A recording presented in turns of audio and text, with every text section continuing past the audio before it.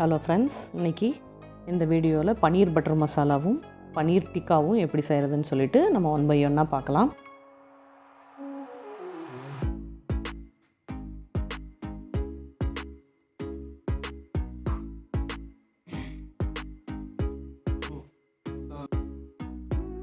அதுக்கு முன்னாடி இந்த வீடியோவை சப்ஸ்கிரைப் பண்ணாதவங்க மறக்காமல் சப்ஸ்கிரைப் பண்ணிக்கோங்க. பன்னீர் பட்டர் மசாலா எப்படி செய்யணும்னு சொல்லிட்டு இந்த வீடியோவில் பார்க்கலாம். இது 1/2 கிலோ பன்னீர் எடுத்திருக்கோம். இது வந்து ஆஸ் யூஷுவலாக செய்கிறத விட இது கொஞ்சம் நான் மாற்றி செஞ்சுருக்கேன். இந்த மாதிரி க்யூப் டைப்பில் பன்னீரை கட் பண்ணி எடுத்து வச்சுக்கலாம். 1-2 கட் பண்ண வெங்காயம், 3 வெங்காயம், 2 தக்காளி,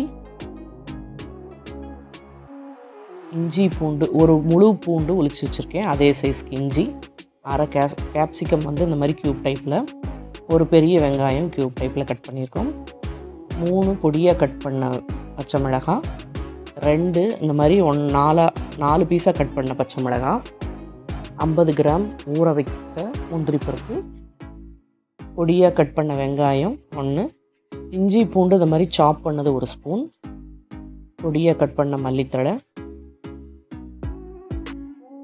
பட்டர் வந்து 1 ஸ்பூன் எடுத்திருக்கோம், காஷ்மீர் சில்லி பவுடர் 1 ஸ்பூன், அன்னாசி மொக்கு பிரியாணி இலை தாளிக்கிறதுக்கு, உப்பு தேவையான அளவு, எண்ணெய் தேவையான அளவு, கரம் மசாலா 1 ஸ்பூன். இப்போ வந்து நம்ம ஃபஸ்ட்டு கிரேவிக்கு பேஸ்ட் பண்ணுறதுக்கு என்னென்ன வேணுங்கிறத பார்க்கலாம். 2 ஸ்பூன் ஆயிலில் இந்த மாதிரி 1-2 கட் பண்ண வெங்காயம், தக்காளி, இஞ்சி பூண்டு இதை வந்துட்டு சேர்த்துக்கலாம். ஒரே ஒரு பிரியாணி இலையும் சேர்த்துட்டு நல்லா வதக்கிக்கலாம். அதாவது அதில் இருக்கிற தண்ணி போகிற அளவுக்கு வதக்கினா போதும். வதக்கினதுக்கப்புறம் இதை குக்கரில் நம்ம தனியாக வேக வச்சுக்கலாம். ஒரு 1/2 டம்ளர் மட்டும் தண்ணி சேர்த்து வேக வச்சுக்கலாம். இது தனியாக ஒரு அடுப்பில் இருக்கட்டும். பக்கத்தில் நம்ம தாளிக்கிறது எப்படின்னு இப்போ பார்க்கலாம். இப்போ ஃபஸ்ட்டு அதுக்கு முன்னாடி நம்ம பன்னீரை வந்துட்டு ஒரு ஹாஃப் குக், அதாவது ஹாஃப் ஃப்ரை பண்ணி எடுத்து வச்சுக்குவோம். ஏன்னா இப்போ உங்களுக்கு வந்து இது உடையாமல் இருக்கும்.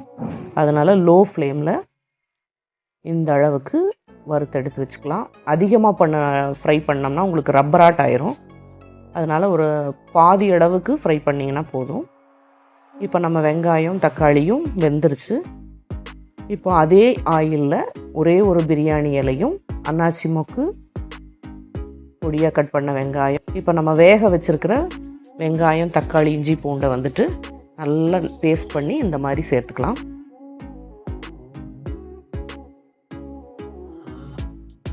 உப்பு சேர்த்துக்கலாம். இப்போ தண்ணி சேர்த்தாமல் இந்த பேஸ்ட் வந்து கொஞ்சம் நேரம் வதங்கணும். இப்போ உப்பு சேர்த்ததுக்கப்புறம் காஷ்மீர் சில்லி பவுடர் 1 ஸ்பூன் சேர்த்துருக்கேன். இது வந்து வெறும் கலருக்கு மட்டும்தான். இப்போ காரத்துக்கு நம்ம கம்ப்ளீட்டாக பச்சை மிளகாய் நிறையா சேர்த்ததுனால நான் உங்களுக்கு டைரெக்டாக இருக்கிற அந்த வரமிளகாத்தூள் சேர்த்தலை. இப்போ இது லிட்டு போட்டு க்ளோஸ் பண்ணி வச்சுட்டு பக்கத்து அடுப்பில் வந்துட்டு 2 ஸ்பூன் ஆயிலில் நல்லா சாப் பண்ணி வச்சுருக்கிற வெங்காயம்,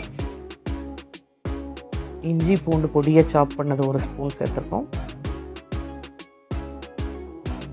பச்சை மிளகாய் வந்து நான் 4 பச்சை மிளகாயும் பொடியாக கட் பண்ணது சேர்த்துருக்கேன். உங்களுக்கு காரத்துக்கு தகுந்த மாதிரி குறைச்சிக்கோங்க. இப்போ இதை வந்துட்டு லோ ஃப்ளேமில் வச்சு நம்ம நல்லா வதக்கிக்கலாம். அதாவது உங்களுக்கு அந்த இஞ்சி பூண்டு பச்சை மிளகாய் நல்லா வதங்கிடணும். ஒரு 3 நிமிஷம் இந்த மாதிரி வதங்கினதுக்கப்புறம் இந்த க்யூப் டைப்பில் கட் பண்ணியிருக்கிற வெங்காயத்தை சேர்த்துக்கலாம். இது வந்து உங்களுக்கு சாப்பிடும்போது உங்களுக்கு வெங்காயமும் மிளகாய் இதெல்லாமே உங்களுக்கு அந்த டேஸ்ட் அப்படியே வாயில் வரும். இப்போது க்யூப் டைப்பில் கட் பண்ண கேப்சிகமும் சேர்த்துக்கலாம். இப்போ சேர்த்துட்டு உங்களுக்கு இது வந்து எப்போ ஆஃப் பண்ணணும்னா வெங்காயத்தோட கலர் மாறணுன்னே ஆஃப் பண்ணி வச்சுருங்க. இப்போது கரம் மசாலா வந்து நம்ம அந்த பேஸ்ட்டில் சேர்த்துக்கலாம். இது வந்து நீங்கள் கொஞ்சம் டைம் எடுக்கும். சேர்த்துட்டு இப்போ நம்ம பன்னீரையும் ஆட் பண்ணிவிட்டு ஒரு 5 நிமிஷம் க்ளோஸ் பண்ணி வச்சுருவோம். இந்த மாதிரி கிரேவி வந்துட்டு நம்மளுக்கு ரெடி ஆயிடுச்சு. இப்போது இந்த சமயத்தில் வந்துட்டு முந்திரி பேஸ்ட் வந்து நம்ம இதில் சேர்த்துக்கலாம். முந்திரி பேஸ்ட்டு சேர்த்துட்டு ரொம்ப நேரம் நம்ம திருப்பியும் கொதிக்க வைக்கக்கூடாது. ஒரு 2 நிமிஷம் மட்டும் இந்த மாதிரி கலந்து விட்டுட்டு ஆஃப் பண்ணிடலாம். ஆஃப் பண்ணிவிட்டு உங்களுக்கு பட்டர் வந்து நான் பெரிய ஸ்பூனில் 1 ஸ்பூன் போட்டிருக்கேன். உங்களுக்கு கம்மியாக வேணும்னா நீங்கள் கம்மியாக சேர்த்துக்கோங்க. சேர்த்து இந்த மாதிரி கிளறிட்டு ரொம்ப நேரம் நீங்கள் கலக்க வேண்டாம். ஏன்னா உங்களுக்கு பன்னீர் கம்ப்ளீட்டாக உடஞ்சிரும்.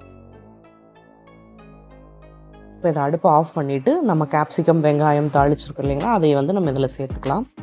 இப்போ பன்னீர் பட்டர் மசாலா வந்துட்டு ஹோட்டல் ஸ்டைலில் இருக்கிற டேஸ்ட்லேயே நம்மளுக்கு கிடச்சிருச்சு.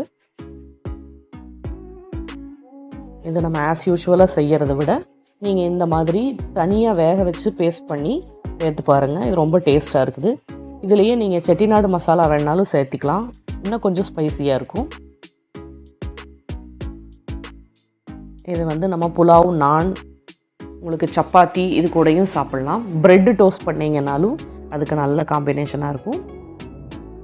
இப்போ நீங்களும் இந்த மாதிரி பன்னீர் பட்டர் மசாலா ட்ரை பண்ணி பாருங்கள். எப்படி இருக்குதுன்னு சொல்லிட்டு கமெண்ட்டில் சொல்லுங்கள்.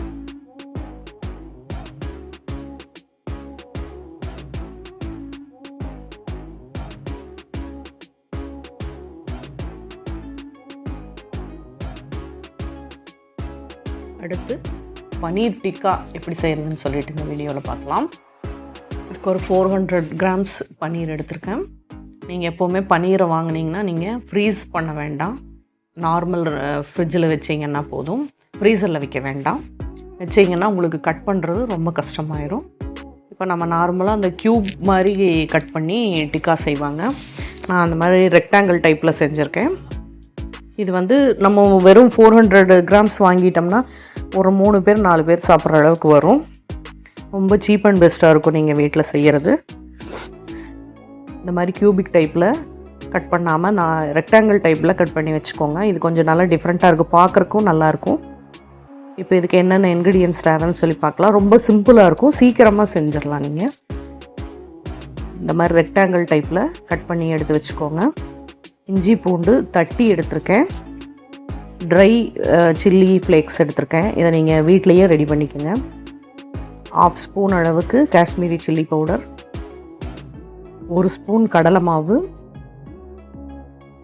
1 ஸ்பூன் கார்ன்ஃப்ளவர் மாவு எடுத்திருக்கேன், 1 ஸ்பூன் ரைஸ் ஃப்ளோர் எடுத்திருக்கேன். அரிசி மாவு இல்லைன்னா நீங்கள் கார்ன்ஃப்ளவரே இன்னும் கொஞ்சம் சேர்த்துக்கலாம்.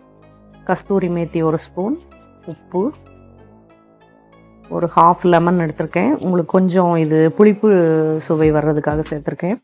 கடலெண்ணெய் தேவையான அளவுக்கு. இப்போ நம்ம கடாயில் வந்துட்டு ஆயில் சேர்த்துக்கலாம். ஆயில் நல்லா டிப் ஆகிற அளவுக்கு நீங்கள் ஆயில் எடுத்துக்கோங்க. இப்போது இதை நம்ம எப்படி மிக்ஸ் பண்ணி வைக்கிறதுன்னு பார்க்கலாம். பன்னீர் கூட இஞ்சி பூண்டு, கார்ன்ஃப்ளவர், கடலை மாவு,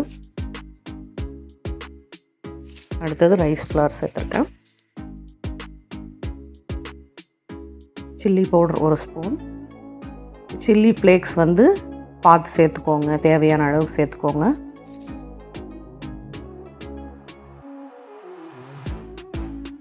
கஸ்தூரி மேத்தி அதை நல்லா க்ரஷ் பண்ணி போட்டுக்கோங்க. லெமன் வந்து அந்த விதையை எடுத்துகிட்டு அப்படியே மேலேயே அப்படியே புழிஞ்சு விட்டுருங்க. ஆயில் 1 ஸ்பூன் சேர்த்துக்கோங்க. இது அப்போ தான் உங்களுக்கு இது எல்லாமே நல்லா மிக்ஸ் ஆகும். இந்த மாதிரி அலங்காமல் உடையாமல் மிக்ஸ் பண்ணி வச்சுருங்க. இது வந்து நீங்கள் எண்ணெய் காய வரைக்கும் நீங்கள் மேக்னேட் பண்ணி வச்சுருந்தா போதும். நீங்கள் ஏன்னா ஆயில் நம்ம சேர்த்ததுனால உங்களுக்கு நல்லா பிடிச்சிரும். இதில் உங்களுக்கு காரம், உப்பு எல்லாமே இதில் வந்துட்டு நல்லா மிக்ஸ் ஆயிரும். இப்போ ஆயில் காஞ்சோன்னா இந்த மாதிரி 1 by 1 பொரிச்சு எடுத்துக்கலாம். பன்னீர் வந்து எப்போவுமே நீங்கள் ரொம்ப டீப் ஃப்ரை பண்ணிங்கன்னா ஒரு மாதிரி ஆயிரும் டேஸ்ட்டு. அடிக்கடி திருப்பியும் விட வேண்டாம், ஏன்னா உடையும்.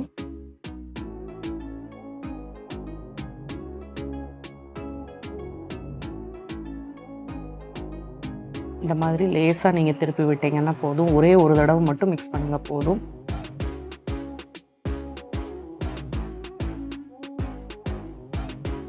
ஃப்ரை ஆயிடுச்சு. இந்த கன்சிஸ்டன்சி வந்தோடனே நீங்கள் எடுத்துருங்க.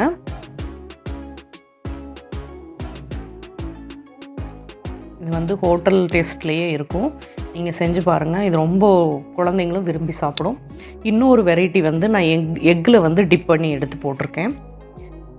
இப்போ நம்ம ஆம்லெட்டுக்கு ப்ரிப்பேர் பண்ணுற மாதிரி எக்கு ரெடி பண்ணிவிட்டு அதில் டிப் பண்ணிவிட்டு நீங்கள் ப்ரெட் க்ரம்ஸில் லேசாக பெரட்டி எடுத்து பொரிச்சு எடுத்து பாருங்கள். இது வந்து உங்களுக்கு நம்ம நார்மலாக உருளைக்கிழங்கு ரோல்லாம் செய்கிற மாதிரி அந்த டேஸ்ட்லேயே வந்துருச்சு.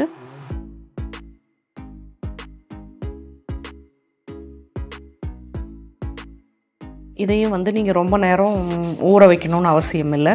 அப்படி சும்மா நீங்கள் லைட்டாக மிக்ஸ் பண்ணி எடுத்து ஆயிலில் பொரிச்சு எடுத்துக்கலாம். இது லாஸ்ட் மினிட்டில் தான் நான் ட்ரை பண்ணி பார்த்தேன். இது ரொம்ப நல்லாயிருக்கு. இது உருளைக்கிழங்கு ரோல் மாதிரியும் டேஸ்ட் இருந்தது. இதை நீங்களும் வீட்டில் ட்ரை பண்ணி பாருங்கள். இப்போ பன்னீர் டிக்காவும் எக்கில் டிப் பண்ண பன்னீர் ரோலும் ரெடி ஆயிடுச்சு. இது டொமேட்டோ கெச்சப் கூட வச்சுட்டு டேஸ்ட் பண்ணலாம். இந்த 2 வீடியோவும் உங்களுக்கு ரொம்ப பிடிச்சிருக்குன்னு நினைக்கிறேன்.